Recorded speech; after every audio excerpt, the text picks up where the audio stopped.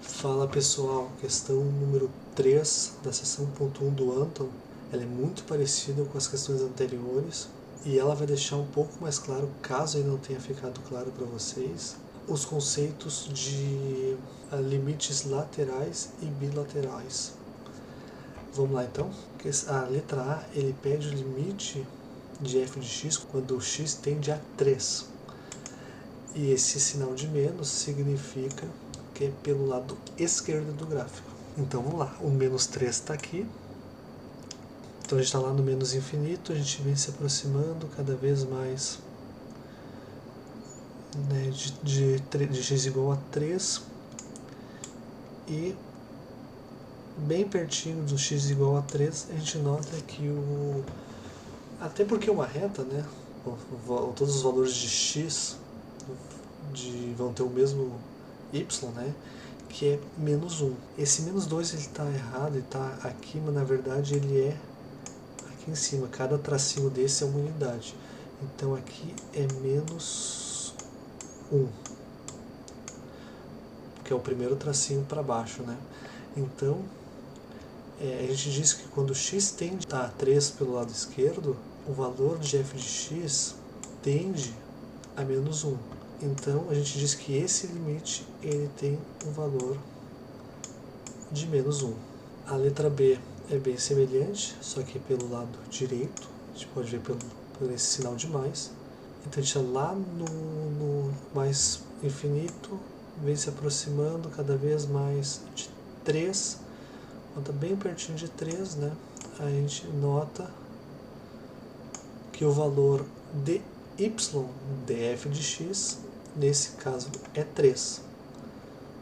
Então, quando x tende a 3 pelo lado direito, f de x tende a 3. Então, esse limite é 3.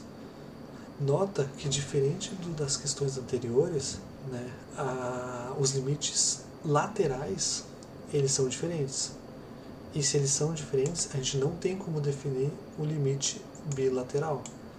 Então, pelo fato do item A e do item B serem diferentes, a gente diz que esse limite não existe. E aqui entra um ponto interessante que a gente não trabalhou, não se aprofundou nas questões anteriores, porque era sempre tudo igual, né? Os limites bilaterais, a função, o limite bilateral. Nessa questão aqui, a gente pode ver que por causa dessa descontinuidade do gráfico, que é justamente a descontinuidade do gráfico que provoca esse limite não existir, diferentemente das questões anteriores, né, que o gráfico era totalmente contínuo, não tinha esses saltos, não tinha esses buracos, né. Então a gente nota que o f de 3 ele não tem nada a ver então com o limite de quando x tende a 3 pelo lado esquerdo, não tem nada a ver com x tendendo a 3 pelo lado direito, mas sim no valor exatamente igual a 3, de x igual a 3. E a gente nota que é exatamente este ponto aqui, na descontinuidade do gráfico. Então ele não é nem menos 1 e nem 3, ele é este ponto aqui, que é x igual a 3, e ele está em y igual a 1. Então aqui é interessante porque quando a gente tem os limites laterais iguais, a gente tem o limite bilateral que é igual aos limites laterais e é igual à função naquele ponto. Neste caso a gente viu que não tem nada a ver. Que f de 3 é igual a 1, ele não é nem igual ao limite de f de x pelo lado direito e nem pelo lado esquerdo. Se esse ponto ele tivesse, por exemplo, ao invés de estar aqui, ele tivesse aqui, essa bolinha branca preenchida, aí a gente poderia dizer que f de 3 é igual a menos 1. Mas, ou então o contrário, né? A bolinha aqui em cima, aí o f de 3 seria igual a 3. Mas nessa situação ele não é nenhum e nem outro. Apesar de quando os valores se aproximam dele, né, pelo lado esquerdo, é menos 1, porque quando tu pode ter lá 2,999999999, esse valor é menos 1.